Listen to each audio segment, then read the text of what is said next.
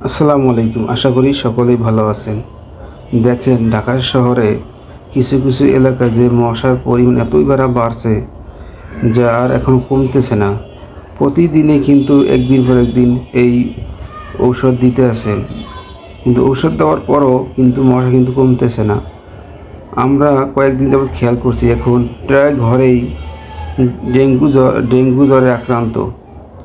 কারণ মশা এতই বাড়ছে যা কোনো পরিস্থিতি দেখতে পারতেছি না। শুধু মশার ওষুধ দিলে চলবে না, আমরা যদি একটু সচেতন না হই তাহলে এটা কমার কোনো সম্ভাবনা নেই। কারণ আমাদের আশেপাশে বা বারিন্দায় দেখবেন, আমরা যারা বারিন্দায় গাছপালা লাগাই, অনেক টবের ভিতরে পানি থাকে, ওই টবের ভিতরে থেকে কিন্তু মশা উৎপাদন বেশি হয়। তাই আমরা যদি একটু সচেতন হয়েই পরিষ্কার রাখি তাহলে হয়তো একটু কমতে পারে। কিন্তু প্রতিদিনই দেখেন এই গলিতে একদিন পর একদিন ওষুধ দিয়ে যাচ্ছে, কিন্তু তারপরও কমতেছে না মশা। এত পরিমাণ মশা হয়েছে।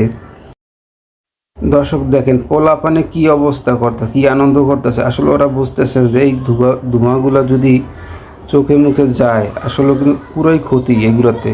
কারণ এগুলো তো অনেক বিষাক্ত ওষুধ দেওয়া থাকে। তারপরে পোলাপানে কিন্তু আনন্দে নাচতে আসে, কি পরিমাণে ধোঁয়া হইতেছে। যাই হোক, পোলাপানের আনন্দ করছে, তারপর যদি মশা যদি কমে তা একটু ভালো হয় আর কি।